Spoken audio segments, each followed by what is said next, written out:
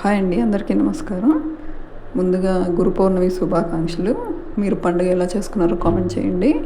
ఈరోజు నేనైతే మాకు దగ్గరలో ఉన్న శ్రీ పానకాల లక్ష్మీ నరసింహస్వామి వారి ముత్యాల పందిరి చూపించబోతున్నానండి. చూస్తున్నారు కదా స్వామివారు ఎంత అందంగా ఉన్నారో. అలాగే ఆ రోజు చాలా కార్యక్రమాలు జరిగాయండి, మీరు చూడొచ్చు.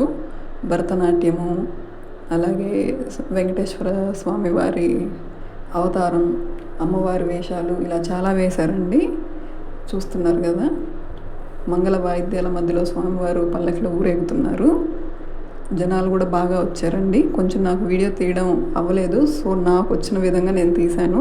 అంత క్లియర్గా వీడియో లేదు, కానీ నేను తీసిన దాంట్లోనే మీరు కూడా స్వామివారిని చూసినట్టు ఉంటుందని వీడియో తీశాను. చూస్తున్నారు కదా, ఇది గాలిగోపురం అండి, లక్ష్మీ నరసింహస్వామి వారిది. ఇది దాదాపు ఒక 5 సంవత్సరాల నుంచి ఈ రథం చేస్తున్నట్టు తెలుసండి నాకు. నేనైతే సెకండ్ టైం వెళ్ళాను, చాలా బాగా జరిగింది. ఫస్ట్ టైం వెళ్ళినప్పుడు అయితే పెద్ద వర్షం కూడా పడిందండి, నాకు బాగా గుర్తు. అప్పుడు కనీసం స్వామివారు బయటికి కూడా రాలేదు.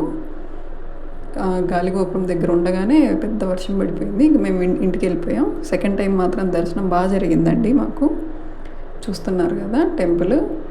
ఎప్పుడైనా మీరు అలా వెళ్ళినప్పుడు దర్శించుకోవడానికి ట్రై చేయండి, చాలా బాగుంటుంది గుడి. అలాగే మీరు ఎలా పండుగ చేసుకున్నారో కూడా కామెంట్ చేసేయండి. ఈ గుడికి చాలా చరిత్రే ఉందండి, ఫేమస్ బాగా. మాకు దగ్గరలో విజయవాడలో, మంగళగిరిలో ఏ కార్యక్రమం జరిగినా మాకు వీలున్నంత వరకు మేము వెళ్ళడానికి ట్రై చేస్తాము. ఫెస్టివల్ అయితే చాలా బాగా జరిగిందండి. ఏదో దేవుణ్ణి మీరు కూడా చూసినట్టు ఉంటుందని చిన్న చిన్న క్లిప్స్ యాడ్ చేసి పెట్టాను. స్వామివారిని మీరు కూడా సేవించుకోండి. అలాగే వీడియో నచ్చినట్లయితే లైక్ అండ్ సబ్స్క్రైబ్ చేయండి.